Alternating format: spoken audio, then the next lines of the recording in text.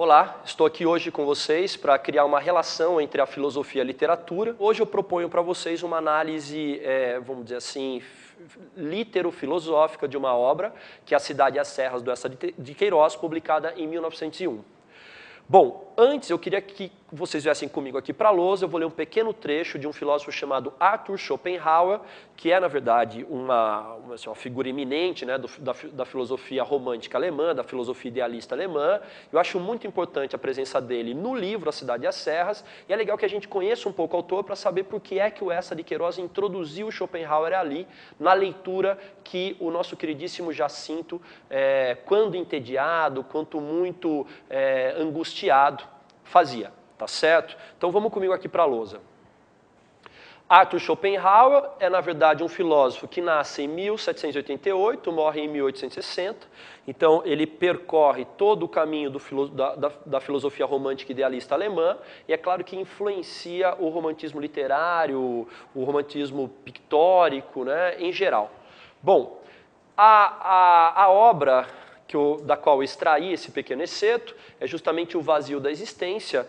Se vocês se lembram um pouquinho da obra do Eça de Queiroz, da Cidade e as Serras, vocês se lembram que em determinado momento da narrativa, o protagonista, o Jacinto, ele se sente completamente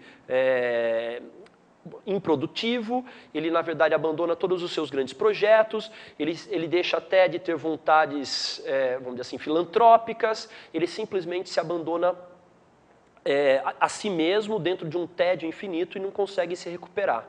E justamente neste momento de puro tédio, de puro abandono, o Jacinto ele escolhe como leitura o Schopenhauer. Pessoal, não estou dizendo nem que a leitura determina o caráter ou essa angústia da personagem, e nem que essa angústia da personagem leva o protagonista à leitura de Schopenhauer, mas existe uma consonância entre aquilo que ele sente e aquilo que ele lê. Tá certo? Vamos ver o que o Schopenhauer diz pra gente.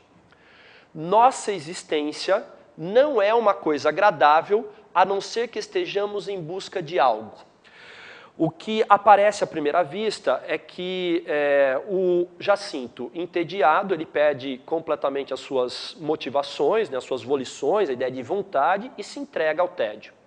Mas não é bem isso. O tédio é uma espécie de preço que nós pagamos pela completude ou pela realização dos nossos objetivos. Seguindo aqui o Schopenhauer, é como se ele dissesse para a gente o seguinte: nossa existência não é uma coisa agradável, a não ser que estejamos em busca de algo. Mas, de repente, nós atingimos esse algo. O que nos sobra depois disso? O nada. Para o Schopenhauer, o tédio é exatamente isso. É uma espécie de momento posterior da consagração, momento posterior da conquista, e que mais uma vez nos remete ou nos achata para um patamar zero das conquistas. Então nós temos que reiniciar esse processo continuamente.